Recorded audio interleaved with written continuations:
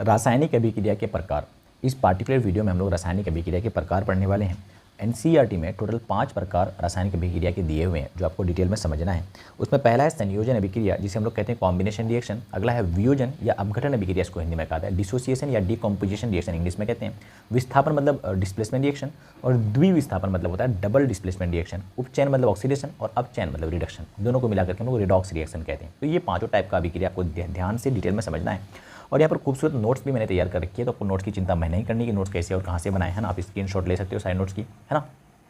और अगर आपको रिक्वायरमेंट है डायरेक्ट पीडीएफ वगैरह की, तो आप कमेंट सेक्शन में बता देना, मैं आपको नंबर वगैरह दे दूँगा, आपको पीडीएफ में मिल जाएगा। ठीक है, चलो अभी समझने पे ध्यान देते हैं। अगर ध्यान से समझ लोगे ना आप एक बार, तो आपको कुछ भी याद करने की जरूरत नहीं पड़ेगी। सारा मैं आपको वीडियो के लास्ट तक बेहतर तरीके से समझाने की कोशिश करूँगा। आप ध्यान दे लेना थोड़ा, है ना। चलो स्टार्ट करते हैं। पहले हम लोग रासायनिक अभिक्रिया के प्रकार समझने से पहले ये समझ लेते हैं कि रासायनिक अभिक्रिया किसे कहते हैं, है ना। तो देखो क्या होता है रासायनिक अभिक्रिया, जब 2 या 2 से अधिक पदार्थ आपस में मिलता है, जैसे यहाँ पर हाइड्रोजन और क्लोरीन आपके एनसीईआरटी में एग्जांपल दिया हुआ है। तो 2 या 2 से अधिक पदार्थ जब मिलाते हैं तो एक नए पदार्थ का निर्माण होता है। जैसे देखो हाइड्रोजन और क्लोरीन को मिलाते हैं हम लोग, हाइड्रोजन क्लोरीन को मिलाते हैं तो HCl हाइड्रोक्लोरिक अम्ल का निर्माण होता है। तो हाइड्रोजन और क्लोरीन को मिलाने के बाद जो HCl बना, ये दोनों की तरह नहीं है, ना हाइड्रोजन की तरह ना क्लोरीन की तरह, नया पदार्थ बन गया है। तो ये जिस प्रोसेस से इन दोनों के अंदर कुछ कुछ हुआ, वो जो कुछ कुछ हुआ उसी को हम लोग बोलते हैं रासायनिक अभिक्रिया। ठीक है, रासायनिक अभिक्रिया के फलस्वरूप हमें हाइड्रोक्लोरिक अम्ल का यहाँ पर प्राप्ति हुई है। ठीक है, देखो ध्यान से लिखा हुआ है कि जब एक या एक से अधिक पदार्थ आपस में अभिक्रिया कर नए पदार्थ का निर्माण करते हैं तो ऐसी अभिक्रिया को कहते हैं रासायनिक अभिक्रिया। ठीक है, अब देखो एग्जांपल में दिया हुआ एनसीईआरटी, हाइड्रोजन और क्लोरीन आपस में रिएक्ट करके अभिक्रिया करके हाइड्रोक्लोरिक अम्ल का निर्माण करता है। H2 और Cl2 यानी हाइड्रोजन और क्लोरीन बनाया HCl, यहाँ पे 2 दिया बैलेंस करने के लिए। ठीक है, इसको जो तीर के जो साइड होता है उसको हम लोग अभिकारक कहते हैं, और तीर के जो राइट हैंड साइड होता है उसे हम लोग उत्पाद कहते हैं। इन सब बातों पे मैंने पहले की वीडियो में डिटेल में चर्चा कर रखी है, तो इस पर हम लोग ध्यान नहीं देते ज़्यादा। अभी स्टार्ट करते हैं रासायनिक अभिक्रिया के प्रकार। इसमें पहला है संयोजन अभिक्रिया। ठीक है, तो पहले हम लोग संयोजन अभिक्रिया किसे कहते हैं। संयोजन नाम ही है संयोग करना, जुड़ेगा इसमें कुछ, संयोग मतलब जुड़ेगा। ठीक है, और वियोग मतलब टूट जाना, इसमें कुछ टूट जाएगा। ठीक है, तो देखते हैं जरा। संयोजन अभिक्रिया ऐसी अभिक्रिया जिसमें 2 या 2 से अधिक पदार्थ अधिक अभिकारक मिलकर एकल उत्पाद यानी एकल मतलब एक उत्पाद का निर्माण करते हैं, संयोजन अभिक्रिया कहलाता है। एग्जांपल के लिए देखो, कैल्शियम ऑक्साइड सॉलिड स्टेट में, ये सॉलिड लिखा हुआ है, जब H2O यानी लिक्विड अवस्था में, जब पानी जो होता है लिक्विड अवस्था में होता है, जब मिलता है तो कैल्शियम हाइड्रोक्साइड ये एक्वस, अब ये एक्वस और लिक्विड दोनों में फ़र्क होता है। ये अगर अभी तो मैं नहीं समझा रहा हूँ कि वीडियो लंबी हो जाएगी, अदरवाइज अभी तो मैं ये समझ लेता हूँ कि जो कैल्शियम हाइड्रोक्साइड बना, तो ये जो अभी देखो यहाँ पे 2 अलग अलग पदार्थ कैल्शियम ऑक्साइड और H2 ये आपस में मिलकर के कैल्शियम हाइड्रोक्साइड बना, तो 2 अलग अलग पदार्थ मिलकर के एक पदार्थ बनाया, एकल पदार्थ का निर्माण हुआ। ऐसी अभिक्रिया को हम लोग बोलते हैं संयोजन अभिक्रिया। ठीक है, कॉम्बिनेशन रिएक्शन। अब यहाँ पे कुछ इंपॉर्टेंट पॉइंट है जो ऑब्जेक्टिव में बार बार एग्जाम में आता है कि कैल्शियम ऑक्साइड को बिना बुझा हुआ चूना कहते हैं और कैल्शियम हाइड्रोक्साइड को बुझा हुआ चूना कहते हैं। ठीक है, चलो ये तो समझ लिया हमने संयोजन अभिक्रिया। अगला समझते हैं वियोजन अभिक्रिया, जो संयोजन अभिक्रिया का उल्टा होता है, जस्ट उल्टा होता है। यहाँ पे संयोजन अभिक्रिया का कुछ एग्जाम्पल और एनसीईआरटी में दिया हुआ है। कार्बन सॉलिड स्टेट में जब ऑक्सीजन के साथ मिलता है तो कार्बन डाइऑक्साइड बनता है, इसे कोयले का दहन भी कहते हैं। दहन अभिक्रिया में हमेशा आपको ऑक्सीजन के साथ रिएक्शन कराना है। दहन अभिक्रिया जैसे मान जाओ आम का दहन, तो आम प्लस ऑक्सीजन कर दोगे आप। ठीक है, अब देखो यहाँ पे हाइड्रोजन का दहन मतलब हाइड्रोजन और जब ऑक्सीजन के साथ रिएक्ट करता है तो क्या बनता है, वाटर बनता है। अच्छा, ये सारा रिएक्शन उष्माक्षेपी होता है, यानी इसमें एनर्जी निकलती है। जब भी कार्बन ऑक्सीजन के साथ रिएक्ट करेगा और कार्बन डाइऑक्साइड बनेगा तो इसमें ऐसे रिएक्शन को हम लोग उष्माक्षेपी कहते हैं कि इसमें उष्मा क्या होती है, एनर्जी क्या होती है, निकलती है, उष्मा देनी नहीं पड़ती। ठीक है, इसी का जस्ट उल्टा होता है वियोजन अभिक्रिया, इसमें आपको उष्मा देनी पड़ेगी। ठीक है, तो लिखा हुआ है वियोजन, इसको इंग्लिश में कहते हैं डिसोसिएशन या डिकम्पोजिशन रिएक्शन। वे रासायनिक अभिक्रियाएं हैं जिनमें कोई यौगिक अपने अवयवी तत्व मतलब वो तत्व होता है जिनसे मिलकर वो बना है।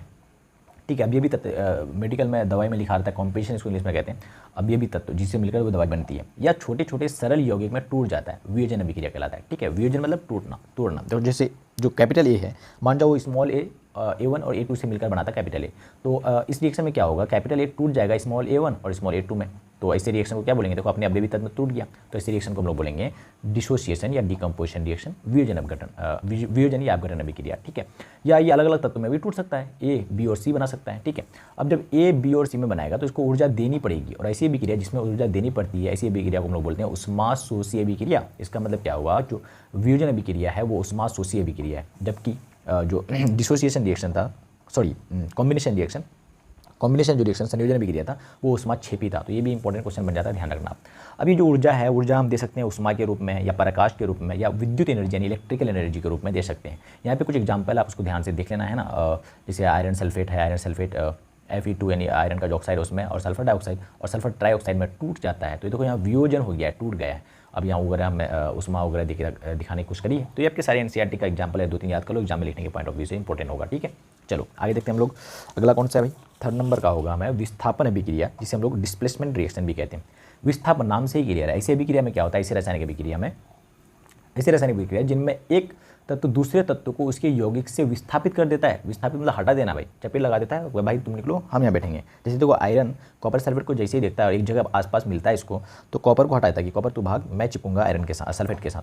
तो यहाँ पे जो सल्फेट है इसके साथ कौन चिपक जाता है, आयरन। तो देखो आयरन सल्फेट बन गया, फेरस सल्फेट बन गया, ठीक है, और यहाँ कॉपर को भगा दिया, ठीक है। तो ऐसा रिएक्शन क्या करता है, विस्थापित कर देता है, उसको भगा देता है कि भाई तू भाग जाए यहाँ से।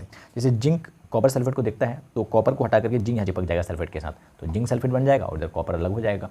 उसी तरह लेड जब देखता है कॉपर क्लोराइड को, तो लेड चिपक जाता है क्लोरीन के साथ, तो बन जाता है लेड क्लोराइड और कॉपर भाग जाता है, ठीक है। इसमें जिसने जिसको हटाया, जैसे आयरन ने कॉपर को हटाया, जिंक ने कॉपर को हटाया और लेड ने कॉपर को हटाया, तो इसका मतलब आयरन, जिंक और लेड ज़्यादा पावरफुल है ना। तो इसलिए लिखा है यहाँ पे आयरन, जिंक और लेड जो है कॉपर से अधिक क्रियाशील है, ठीक है। चलो अगला देखते हैं, डबल डिस्प्लेसमेंट। यहाँ पर द्विविस्थापन लिखा हुआ है। इसमें क्या होगा, ऐसी रासायनिक अभिक्रियाएं हैं जिनमें यौगिकों के आयनों की अदला बदली हो जाती है और नए यौगिक का निर्माण होता है, उसे द्विविस्थापन या डबल डिस्प्लेसमेंट रिएक्शन कहते हैं। यहाँ पे एग्जांपल से समझ में आएगा। देखो सोडियम सल्फेट है और ये बैरियम क्लोराइड है, तो सल्फेट कहेगा बैरियम क्लोराइड को, भाई बैरियम तू मेरे साथ आ जा, और सोडियम को भेज देगा क्लोरीन के साथ, क्योंकि सोडियम क्लोराइड नमक बना लेगा, है ना। तो सोडियम क्लोराइड आपस में ज़्यादा मोहब्बत है और बैरियम चाहता है सल्फेट के साथ चिपकने, तो दोनों एक दूसरे से क्या कर लेता है, अदला बदली कर लेता है। तो इससे बोलते हैं डबल डिस्प्लेसमेंट, दो बार डिस्प्लेसमेंट हो गया, लिखा हुआ अभी हमने डबल डिस्प्लेसमेंट, ठीक है। तो बैरियम चले जाएगा सल्फेट के साथ तो हो जाएगा बैरियम सल्फेट, और जो सोडियम है वो क्लोरीन के साथ चिपक के बना लेगा सोडियम क्लोराइड, ठीक है। बाकी ये बैलेंसिंग वगैरह मैंने सिखा रखा है पहले ही, है ना। तो ये हो गया डबल डिस्प्लेसमेंट।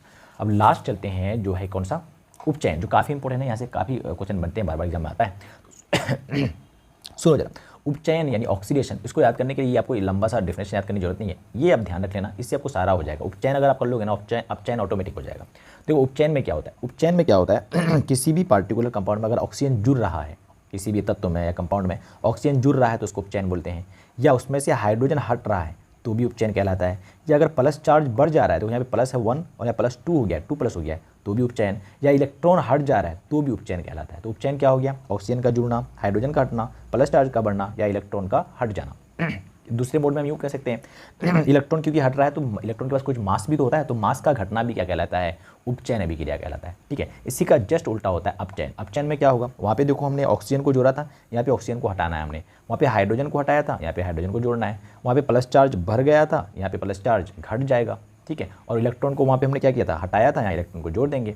तो ये जस्ट उसका उल्टा है, यानी ऑक्सीजन का हटना, हाइड्रोजन का जुड़ जाना, प्लस चार्ज का घट जाना या इलेक्ट्रॉन का जुड़ जाना, सारा का सारा अपचयन कहलाता है। अब एक याद रख लो कोई, है ना, उससे दूसरा ऑटोमेटिक हो जाएगा, क्योंकि उपचयन जस्ट उल्टा होता है अपचयन के। तो उपचयन को क्या ध्यान रखना अपने, ऑक्सीजन का जुड़ना, हाइड्रोजन का हटना, प्लस चार्ज का बढ़ जाना या इलेक्ट्रॉन का हटना उपचयन कहलाता है, ठीक है। एग्जाम्पल यहाँ देख लो आप, एग्जाम्पल देख लो, कॉपर में ऑक्सीजन जोड़ रहे हैं तो कॉपर ऑक्साइड बन रहा है, ये उपचयन है। जबकि कॉपर ऑक्साइड से हाइड्रोजन को जोड़ रहे हैं तो कॉपर हाइड्रोजन या H2O बना लेता है, ये अपचयन है। देखो यहाँ पे ऑक्सीजन घट गया है ना।